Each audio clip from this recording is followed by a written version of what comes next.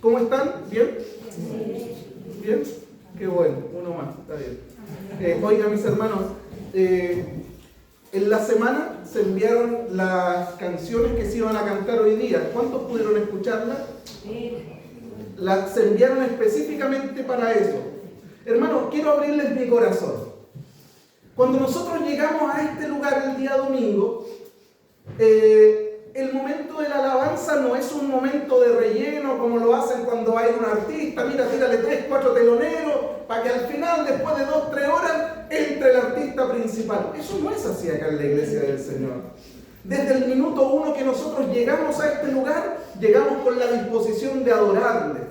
Y cuando estamos en medio de la alabanza, mis hermanos, es un momento espectacular. Es un momento genial, es un momento fenomenal. Póngale todos los adjetivos que quieran, pero es un momento sublime, mis hermanos, cuando nosotros, personas imperfectas, cerramos nuestros ojos. Mira, no cerramos los ojos por religión o porque pasa algo raro. Cerramos nuestros ojos solamente para no distraernos de lo que pueda estar pasando alrededor, porque de repente puede pasar una mosca y me voy con ella. Cerramos nuestros ojos para concentrarnos. Cerramos nuestros ojos para entender que lo que estamos diciendo se lo estamos diciendo a Él. Es un momento hermoso, mis hermanos, que yo les invito a ustedes. No se priven nunca de adorar al Señor.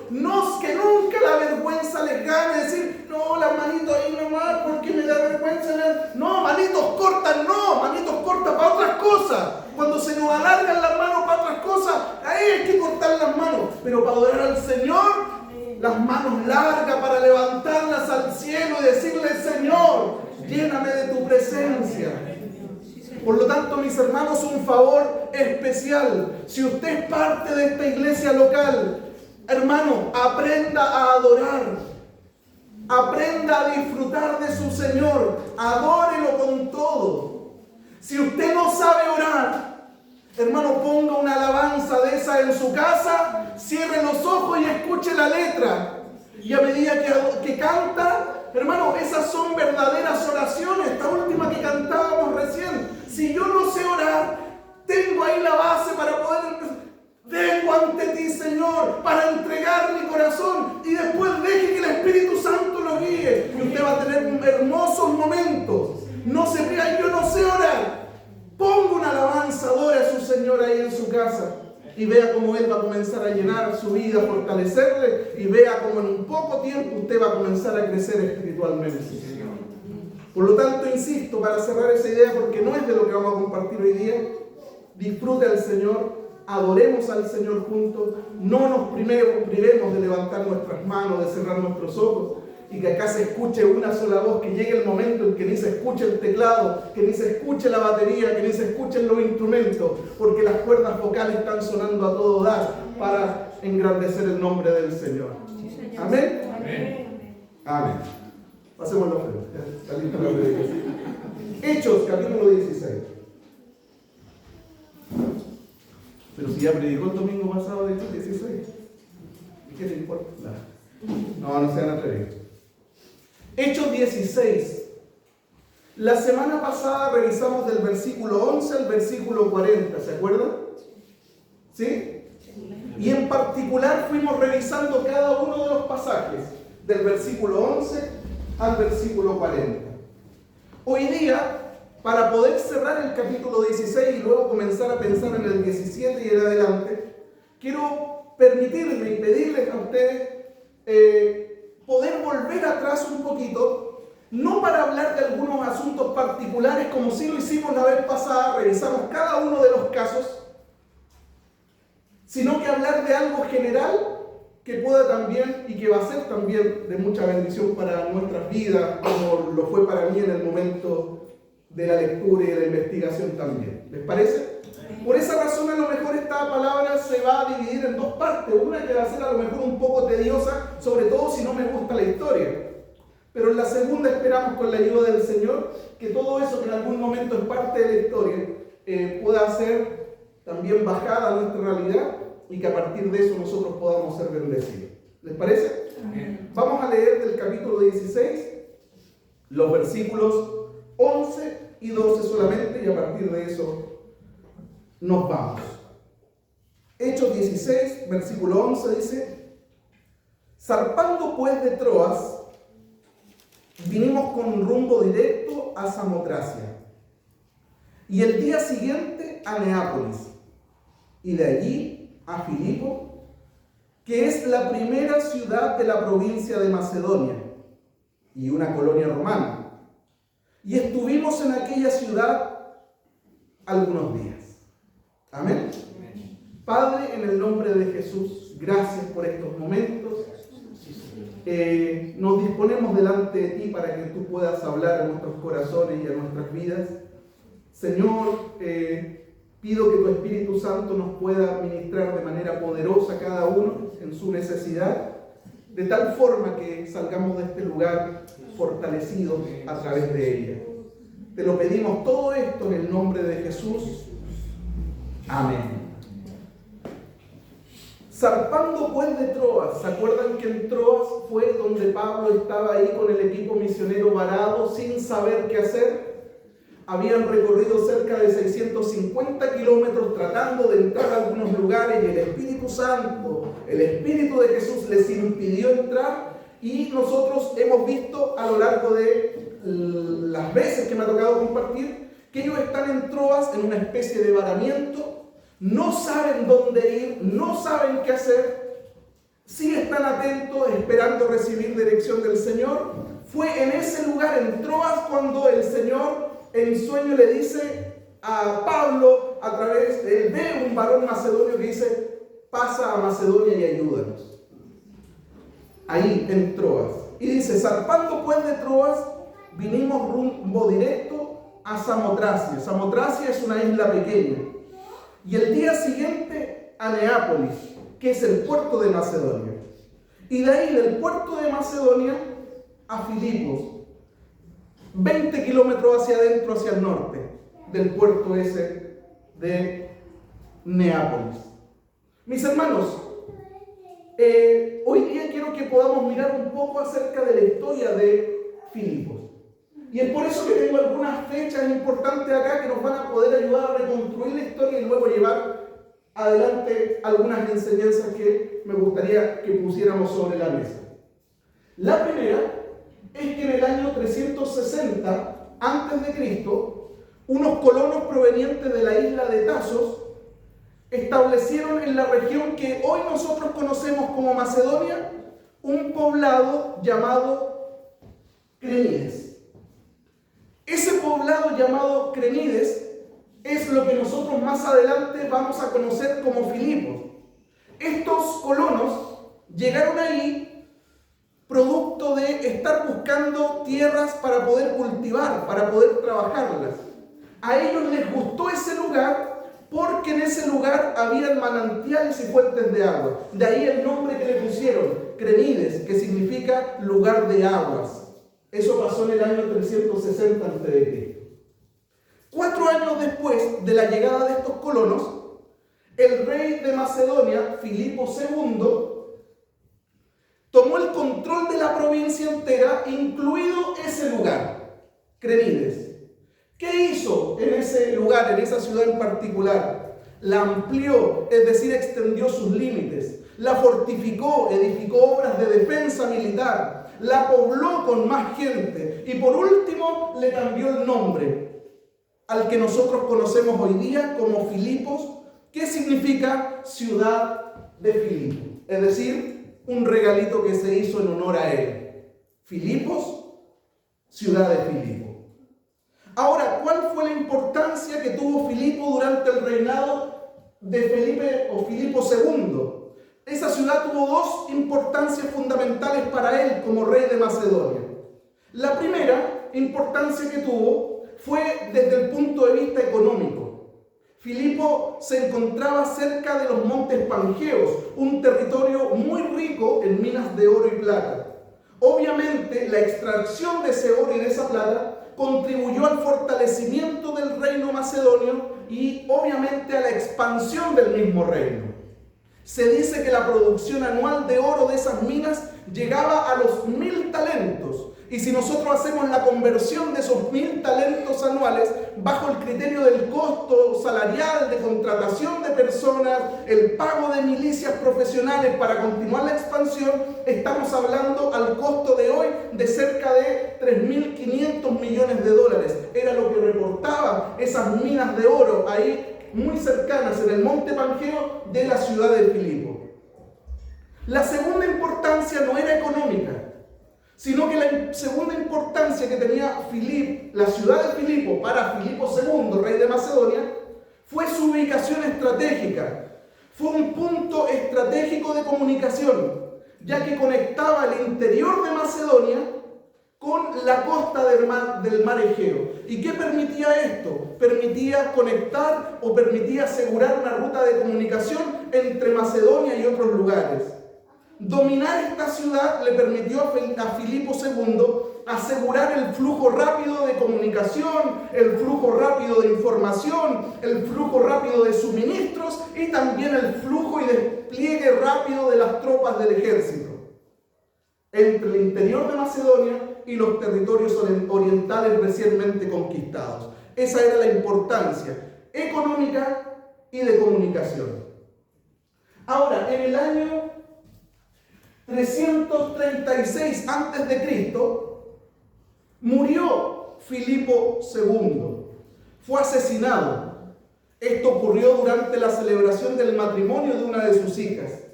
El rey Filipo II fue apuñalado por uno de sus guardaespaldas personales y murió a la edad de 46 años aproximadamente. ¿Quién continuó el reinado de Filipo II? Lo continuó su hijo, un personaje histórico muy conocido, Alejandro Magno. Alejandro Magno reinó durante 13 años. Fueron 13 años intensos. Fueron 13 años de conquista, de campañas militares, de intervenciones. Alejandro Magno en esos 13 años conquistó el imperio persa, extendió la cultura griega hasta Egipto, Mesopotamia, Persia y las regiones de Asia Central, hasta el año 323, en donde Alejandro Magno muere, y a la edad de 32 años, y al no tener herederos en el trono, el poder se reparte entre sus 4 generales. Ptolomeo se quedó con la parte de Egipto, Seleuco se quedó con Mesopotamia y Siria, Casandro se quedó con Macedonia y Grecia. Recuerden que ahí en Macedonia está la ciudad de Filipo. Casandro se queda ahí gobernando en ese lugar, y Silímacos con Tracia y parte de Asia Menor. Lo que significó la fragmentación del imperio macedonio que había sido construido por Felipe II.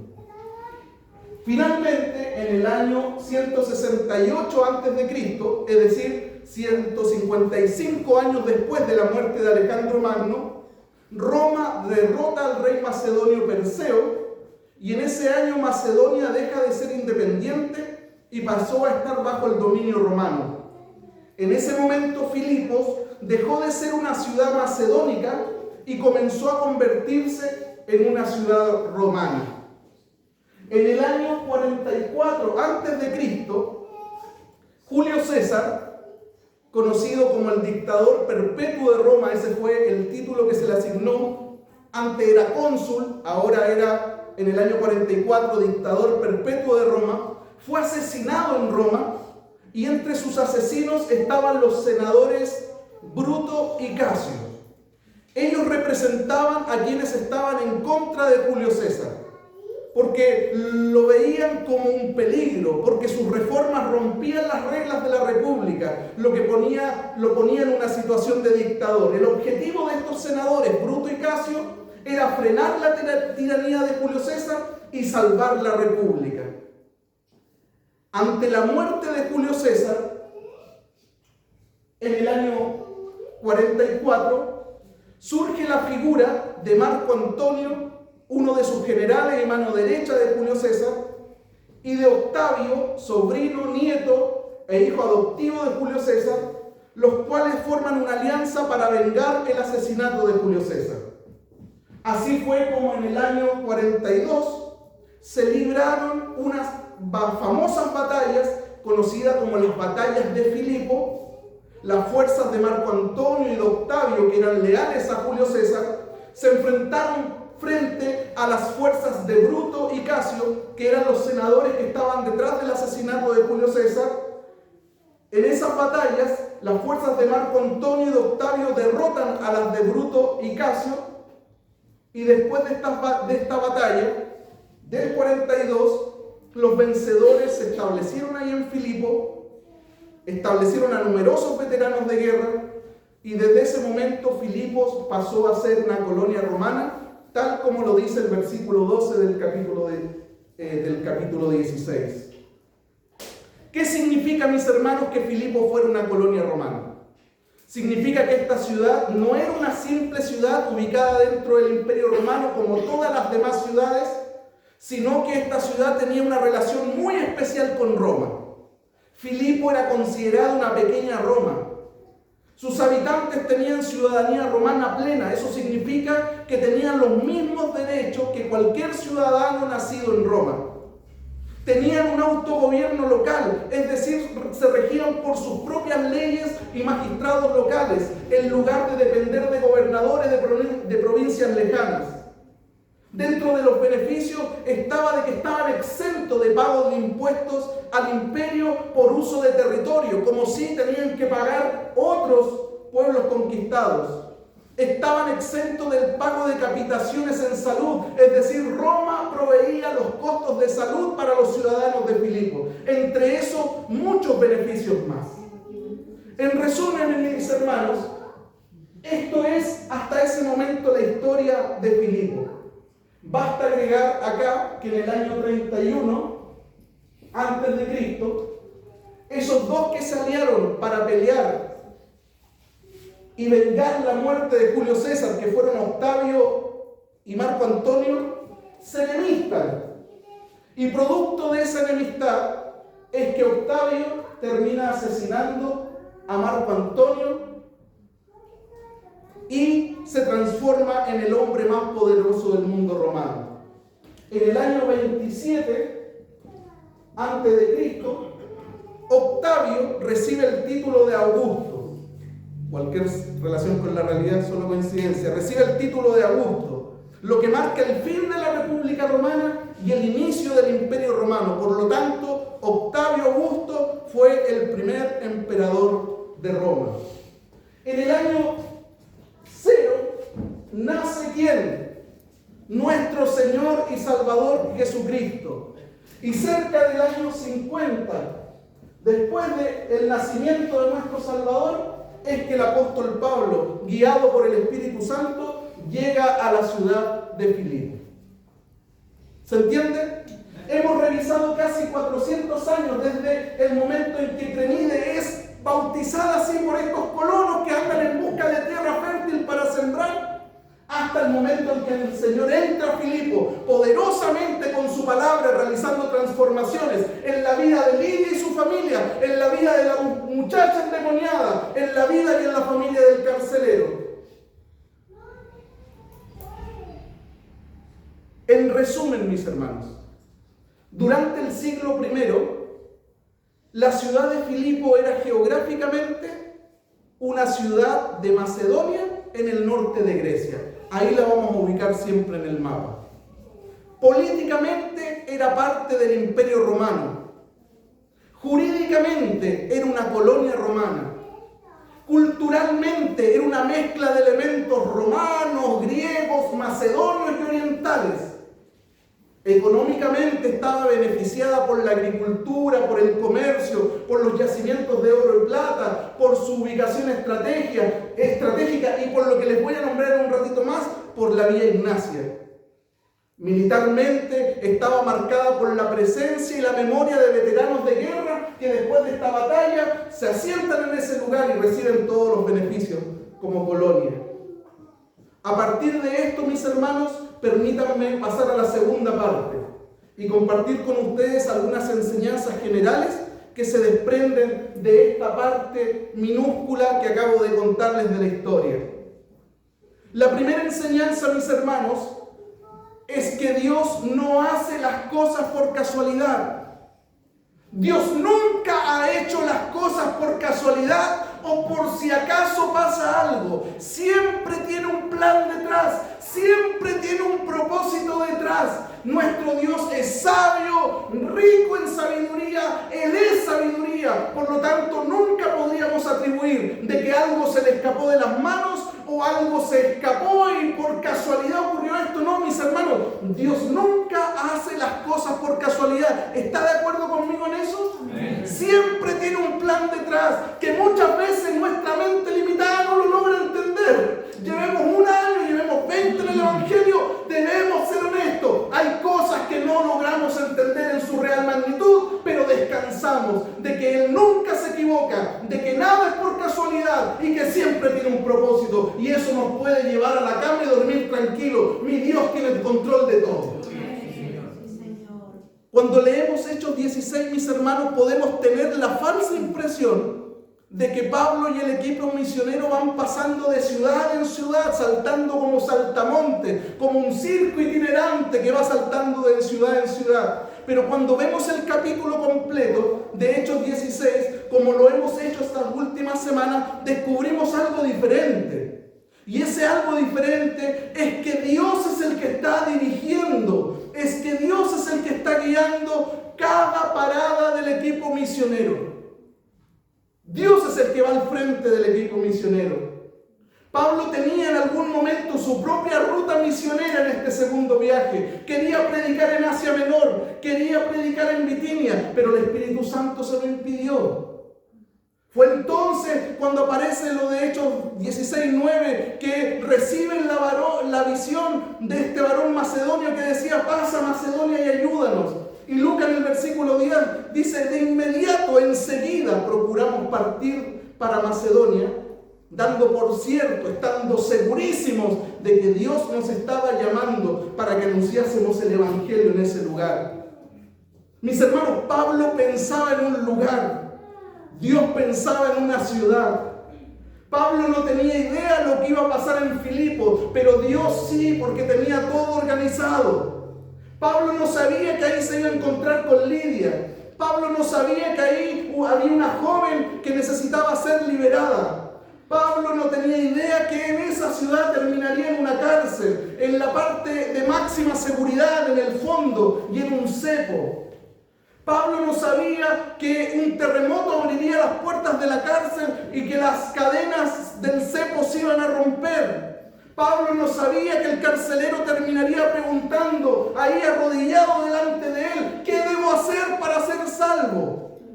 Y mucho menos el apóstol Pablo podía imaginar que de aquellos acontecimientos surgiría lo que hoy conocemos como la iglesia de Filipo, la que posteriormente sería una de las congregaciones más queridas por él. Pablo venía a un viaje misionero, o Pablo veía un viaje misionero. Dios veía una iglesia formada. Hermano, Dios no hace nada por casualidad. Si algo podemos estar 100% seguros, a tal punto, como les dije hace un momento, de descansar, de poder tener seguridad, de poder recostar nuestras cabezas tranquilas en la almohada en la noche, es que Dios no hace nada por casualidad. Él sabe por qué hace las cosas. Él sabe por qué cierra puertas en ocasiones. Él sabe por qué tenemos que vivir ciertas experiencias dolorosas. Él sabe por qué tenemos que pasar a veces por resultados y cosas que no había planificado para mí. Hermano, Dios, todo lo que Dios hace tiene propósito. Todo lo que Dios hace tiene sentido. Él nunca se equivoca. Amén.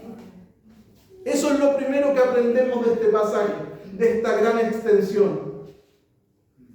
Dios no hace las cosas por casualidad. Siempre tiene un plan, siempre tiene un sentido, siempre tiene un propósito.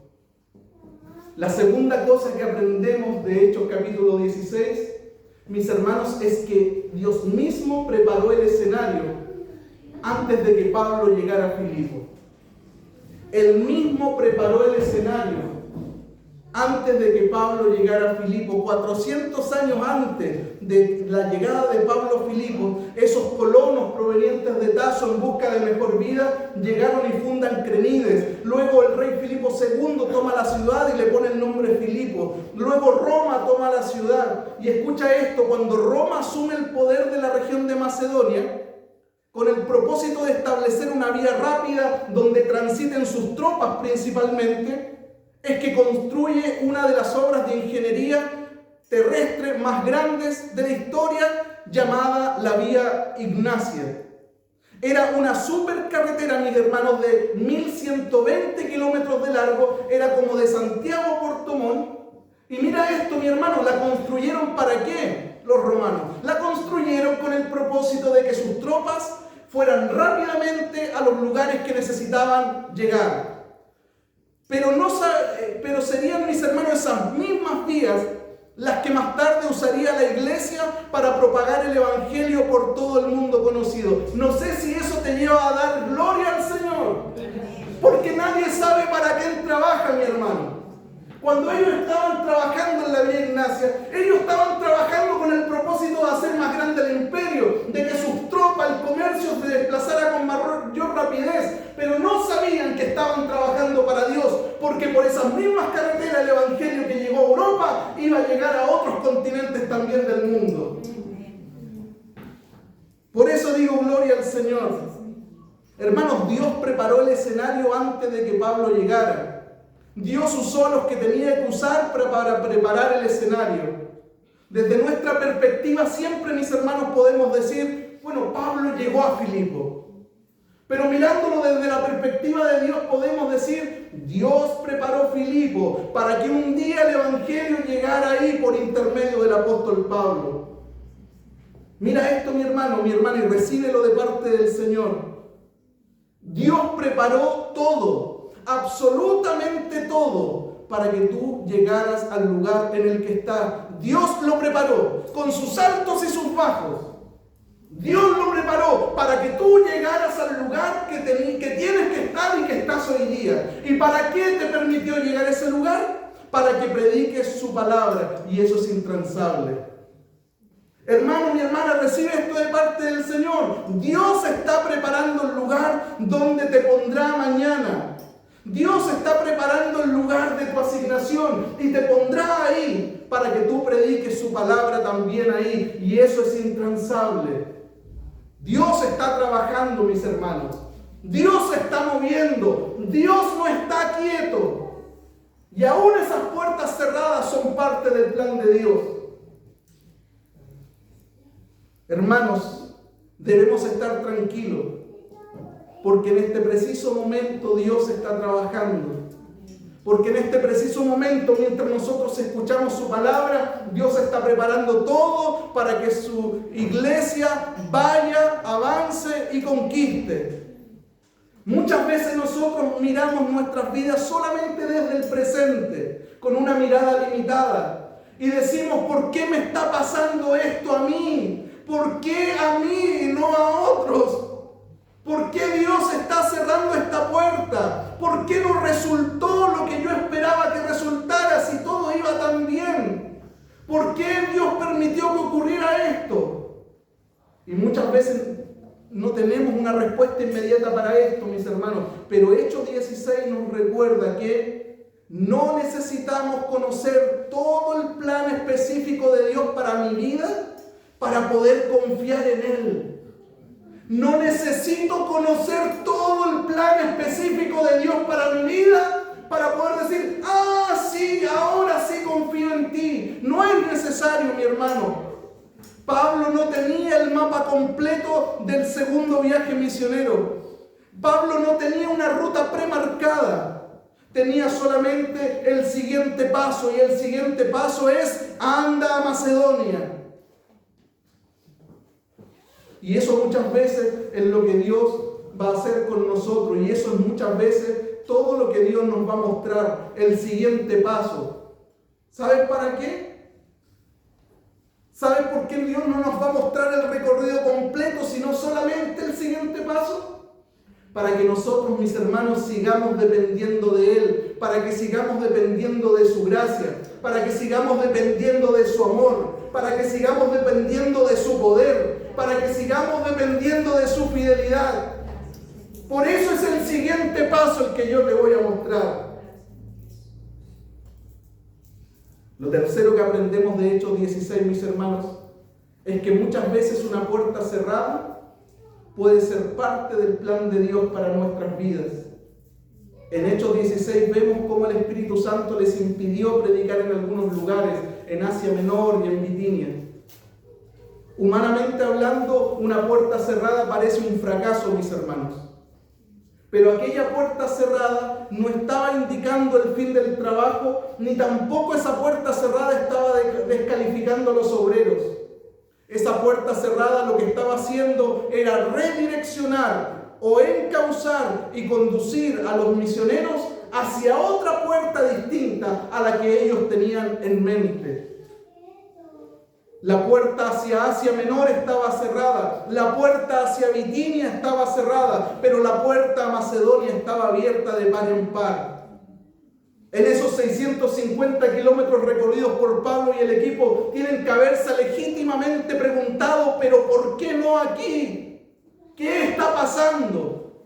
Y la respuesta de Dios es, porque tengo otro lugar para ustedes, en donde ustedes van a ser efectivos en mi trabajo.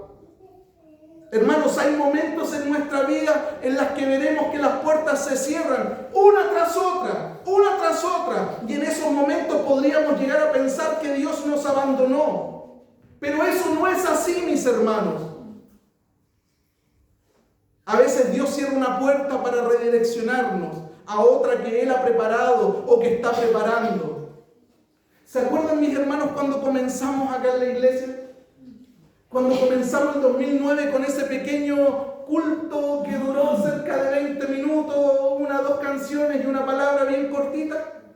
Bueno, desde ese tiempo en adelante, especialmente en el 2015, 16 y 17, fue frustrante para mí recibir uno tras otro en el Servio, en Valparaíso. Me acuerdo en el 2016, que había un día miércoles que entraba a las 9:30 y yo a las 8 de la mañana estaba parado el segundo semestre del 2016, muchos martes ahí, muchos miércoles ahí, esperando que abrieran para ser el primero en entrar, saludar a las personas que ya me conocían, era parte del inventario y decir, ¿cómo vamos? Y siempre había no, todavía no, y hasta el día de hoy, todavía no. Fue frustrante recibir tantos no, mis hermanos.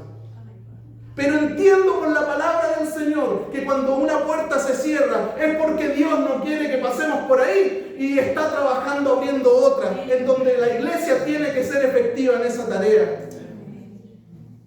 Mis hermanos, andaba en busca de ¿qué? Andaba en busca de un terreno. ¿Para qué? Para que la iglesia pudiera establecerse, para que los hermanos pudiéramos congregarnos y para edificar un colegio. Eso fue lo que el Señor puso en nuestros corazones cuando llegamos a este lugar. Con una mano atrás y otra adelante. Solamente trabajando con niños. Pero con un tremendo sueño en el corazón de que prediquen mi palabra. Y aparte, oren por un local donde puedan congregarse y oren por un colegio. Podría haber sido considerado un fracaso todos los no que recibimos. Pero algunas puertas cerradas son parte de la dirección de Dios para nuestras vidas. Sigamos siendo fieles en lo poco, mis hermanos. Señor. Nuestros planes son pequeños porque no podemos ver solo podemos ver el presente. Pero los planes de Dios son mayores porque Él ve el principio, Él ve el proceso y Él ve el final. Pablo no sabía lo que Dios iba a hacer en Filipo, pero fue paciente en esperar la dirección del Señor. Sigamos siendo pacientes y en medio de esa paciencia preparémonos, en medio de esa paciencia capacitémonos, en medio de esa paciencia adoremos, en medio de esa paciencia conozcámoslo, para el momento en que nos dirá, vayan a Macedonia. Ahora, mi hermano, no debemos despreciar el camino que Dios está usando para llevarnos a su propósito. Quizás hoy día no entiendas o no entendamos por qué se cerró una puerta. Quizás no comprendamos por qué Dios cambió los planes que tenía. Pero sigamos caminando, sigamos confiando, sigamos adorando, sigamos preparándonos. Porque mientras caminamos, porque mientras confiamos, porque mientras adoramos, porque mientras nos preparamos, Él está preparando el escenario. Él está preparando la Filipos que nos llevará para predicar la palabra y ver su gloria ahí. ¿Cuántos dicen amén? Amén. Hermano mío, póngase de pie, por favor. No hay lugar, por cerrado que parezca. Entrar a Filipo no era fácil. Ni siquiera había una sinagoga judía, ¿se acuerdan? Bueno, ¿por qué no había? Por la fuerte influencia romana en el lugar. Veteranos de guerra que pelearon en el 42, orgullosos de ser romanos.